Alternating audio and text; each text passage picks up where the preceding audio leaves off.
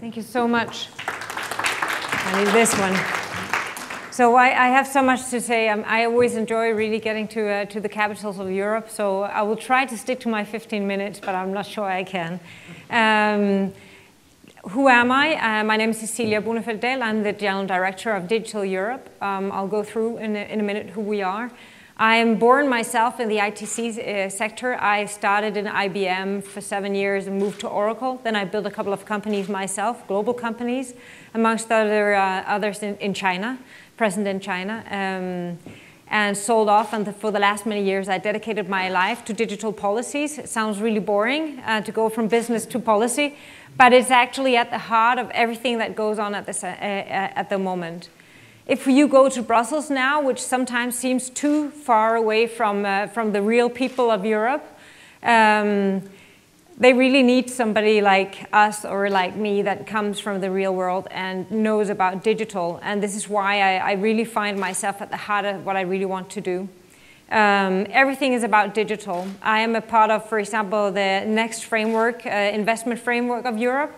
We are talking billions of euro being invested in European digitalization and, of course, other things. And everything that is in the framework at the moment is about how can we use technology to enhance our industries. So this is a very exciting times. Another big subject is, of course, the data. You know, what do we do about this data economy? And I'm probably going to flash through my presentation in 2 seconds because I'm not good with the structure of slides. I just looked through the Hungarian figures, and it seems that the data economy, meaning services deriving from data, or not only from IT companies, but from medical companies, production companies, there will be a growth with 13.4% until 2020 in the Hungarian industry, which is it's a lot. It's a little bit under the average of EU, but it's really going up. I also looked at how is the digitalization of Hungary, and it seems that you're not doing that well yet. And I kind of dig down to why.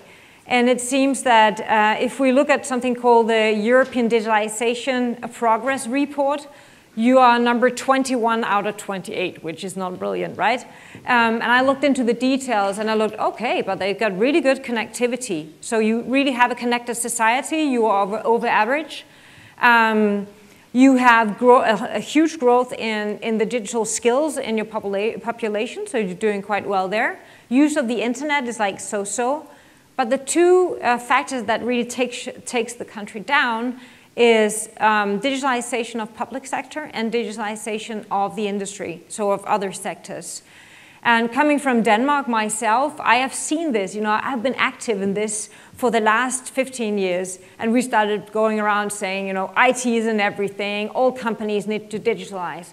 And all of a sudden, 10 years ago, the wave just like hit it flying. And the latest research shows that companies who have digitalized their processes, they have, you know, nearly twice as fast growth as other companies, and the profits is nearly 4 times bigger if they have digitalized their main processes. So the core use of data, for example, for customer services, you know, from core business, which is why, you know, I think these are times where we really want to listen and to understand and get the regulation in Europe right, but get the investments right, and get, of course, how we use data right. Let me tell you a little bit about Digital Europe. We are an association. We gather all the countries in EU and plus. So, of course, the Hungarian association is also a part of Digital Europe. We represent, we say 25,000, but I think it's closer to 30,000 companies now in Europe, going from all the big companies like Cisco and Google down to a lot of SMEs, which is really also the growth base of digital in Europe. We have 2, you could say, chambers. One is our associations, as you see it here. We cover the whole countries. And the other one is our direct memberships of companies. I'm happy to in the break if you want more information on the association.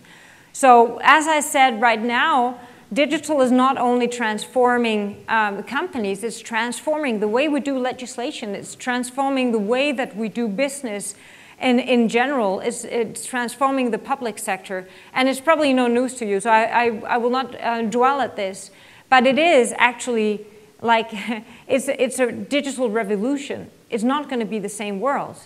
Somehow we have brought ourselves very, very closer together in this parallel universe of data and connectivity.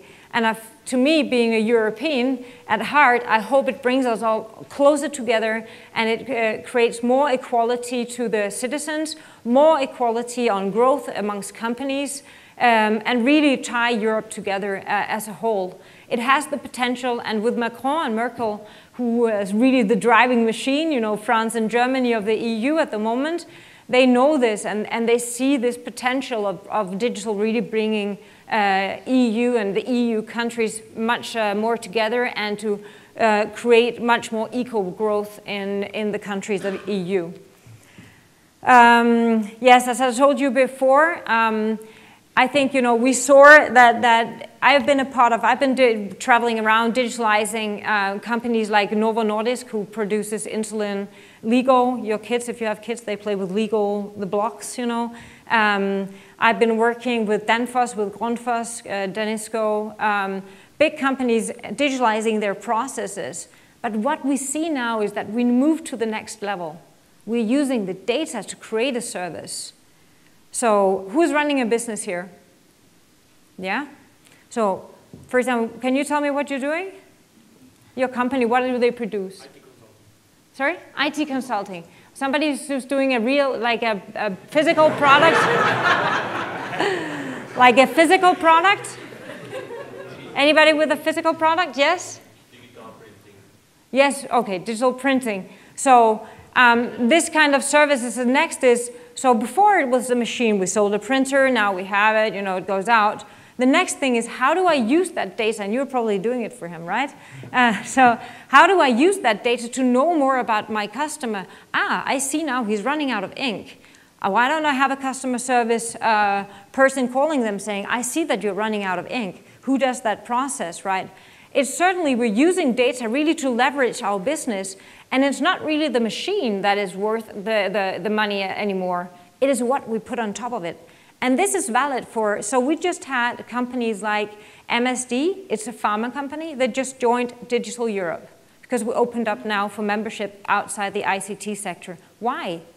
Because they're doing preventive service on Alzheimer. They're using data to prevent the disease, not to create the pill to kind of help people after they get sick only, which is a whole new ball game. It means that a lot of companies are now changing their business model. And this is also why we are we're working with, you see our focus area here, privacy and security, data economy, data flows, not at least very important to be positive to data flows right now. It's going through the European Council with your Prime Minister. Digital enterprise, the digital technologies like AI, IoT, digital skills and jobs. So Hungary launched the Skills and Jobs Coalition in 2016, I believe, really working towards giving the population digital skills. We are the secretariat of that in all Europe, and yeah, without people who can really do this, we get nowhere, right? Digital infrastructure, connectivity, 5G. Of course, all the regulatory compliance to regulations and sustainability, so we make sure that we have a high level of conscience to the environment.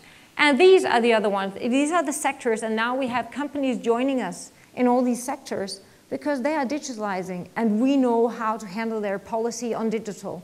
We don't do like other energy sector policies, but we know how to handle connectivity, data privacy, cyber security, and so on. Yes, this is a huge potential. Just a couple of numbers. 11 trillion by 2025 on IoT. It's a lot of money. If we look at something like AI, right now, being a part of the group. I should maybe not reveal it here so soon, but AI will definitely be a huge investment focus of the Commission. And why is that?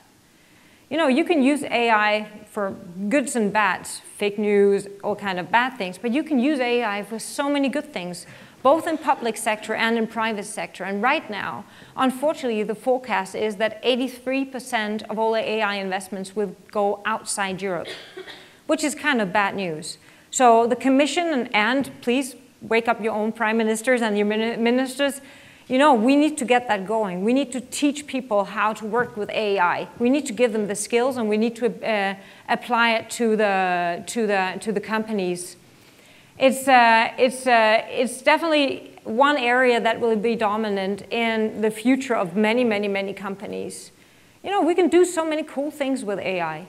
People think, oh, well, it really replace people. We always said that, didn't we? We said, you know, each time there's been a revolution, you know, the car came where they go, oh my God, this car, what will we do, you know? What about all the horses and the people who drive the horses and stuff like that? It's just another revolution. It will not replace. It will make our lives much easier, and it will change our skills, but I am pretty sure that it will not bring less jobs unless we don't get on that wave and make sure that we teach our populations how to work with AI in their ordinary lives and services. Okay, going to data. So as all this data has boomed, right? It is like just reproducing, booming their data. And you all know how many of us have data, you know, stored on our hard disk and all over the place. We don't know where it is. So along comes the GDPR.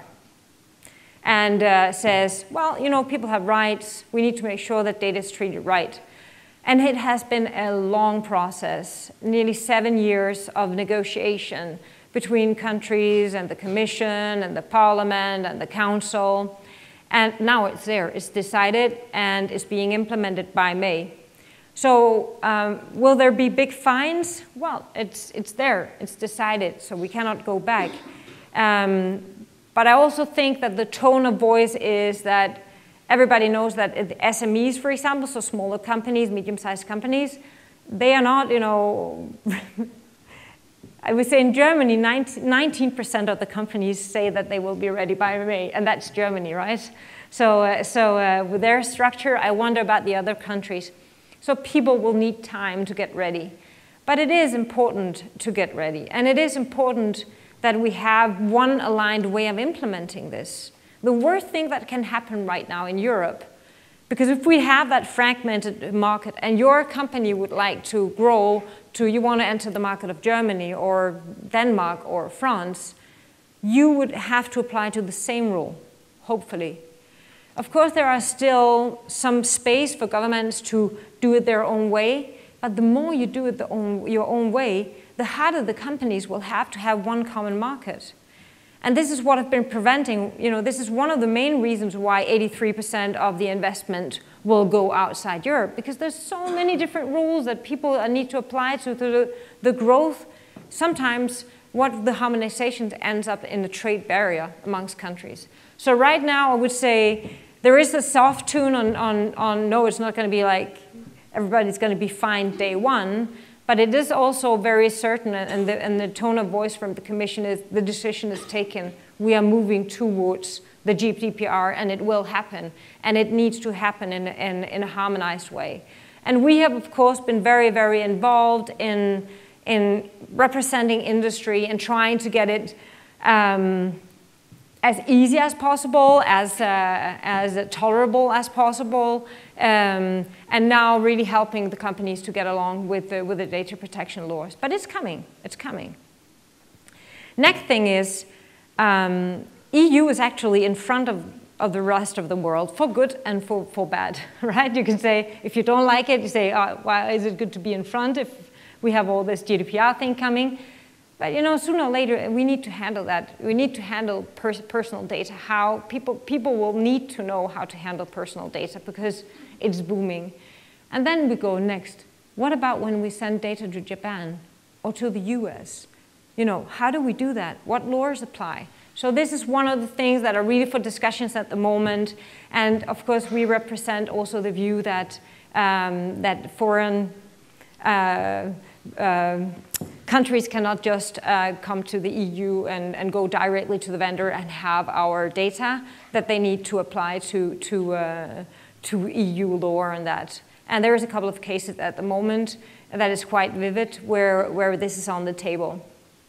But I would say we have. I mean, I have a lot of visitors from Japan, from the US government at the moment, who's asking, you know, so what is this going to be? Are you going to be like the front runners, and how did you do it? India I had there the other day, because they're starting this discussion now. So they're looking at the EU legislation.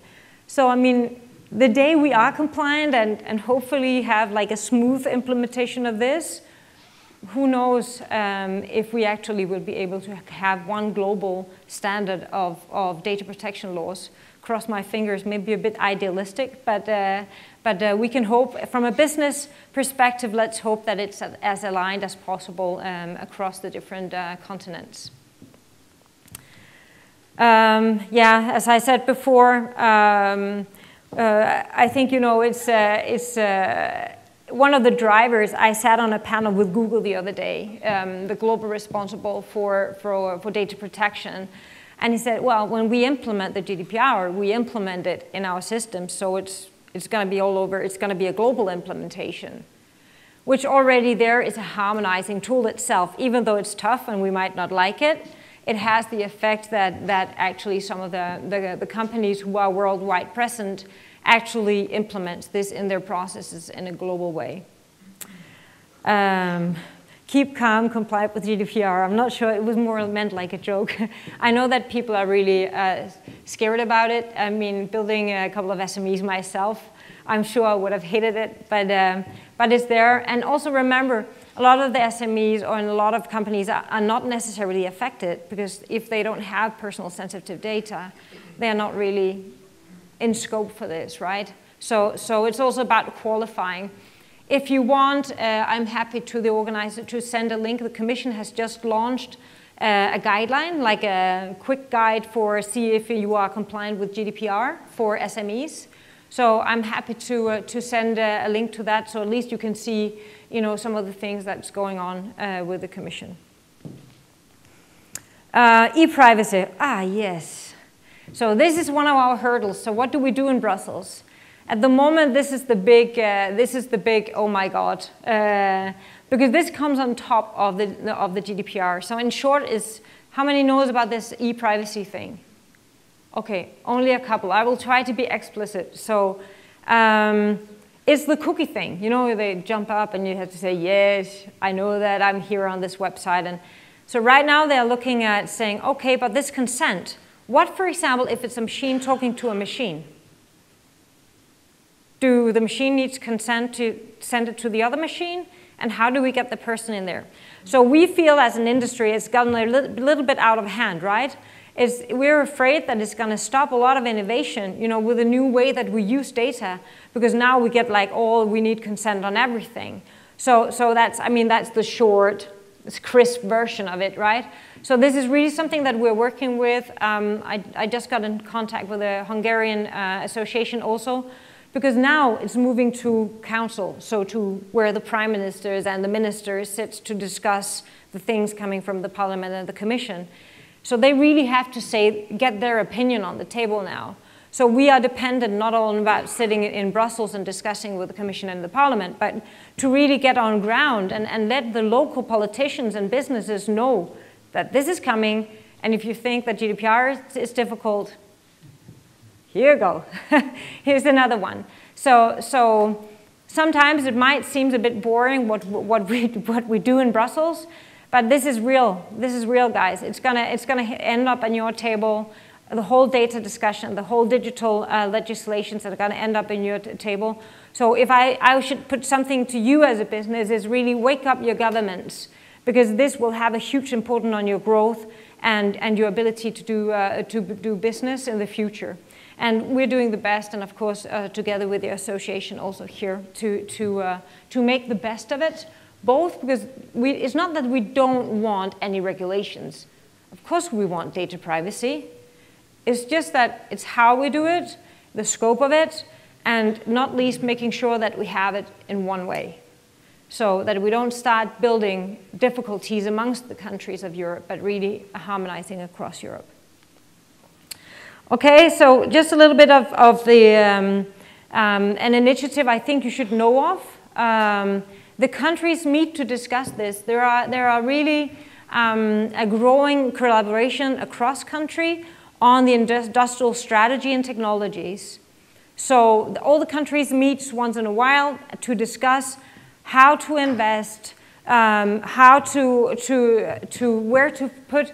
If you haven't heard about digital hubs, basically a lot of hubs will be set up around in the different regions of Europe to enhance digital skills, digital innovation, investment in SMEs who wants to go digital and use it in their services. And this is really being, the next framework will be from 2020 and onwards. So this is really being set right now, and it's quite important. So I'm pretty sure I will meet some of your ministers next time in Paris in a couple of months too again. And there is no doubt that we have been pushing, saying, okay, please don't go only on research technology that doesn't affect the whole, environment. Also look at, the broad technologies that really gives growth in the full society. So, for example, connectivity, where you do extremely well here in Hungary, but we need to do even better, right? We need, how do we get high speed to areas who are not very well covered? How we do it in a new way without really with power savings, but also with the new methodology of connectivity. AI, how can we really utilize AI and big data?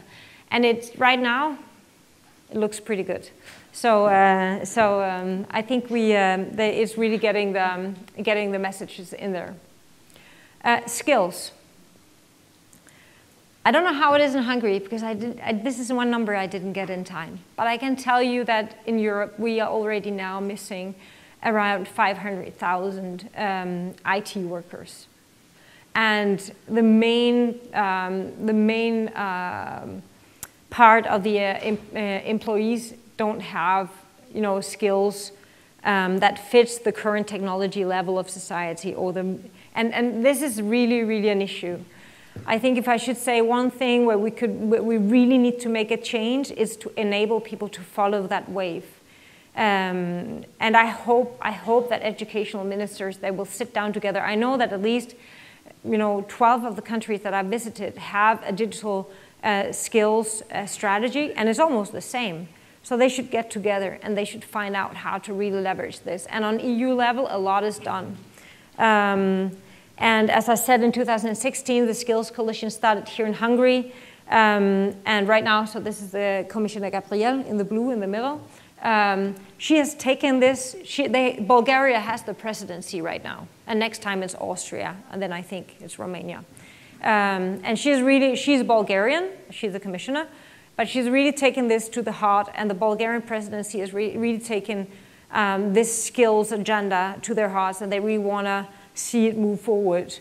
And I can tell you that Macron himself, he facilitated a meeting in Gothenburg in November with all the prime ministers discussing how to lift European skills, digital skills to the next level, which is pretty cool. It's never happened before, and it means that it's really on the table. And I see it as one of the very important part of the next investment framework also. So you probably have a lot of questions. I hope that you have a lot of questions.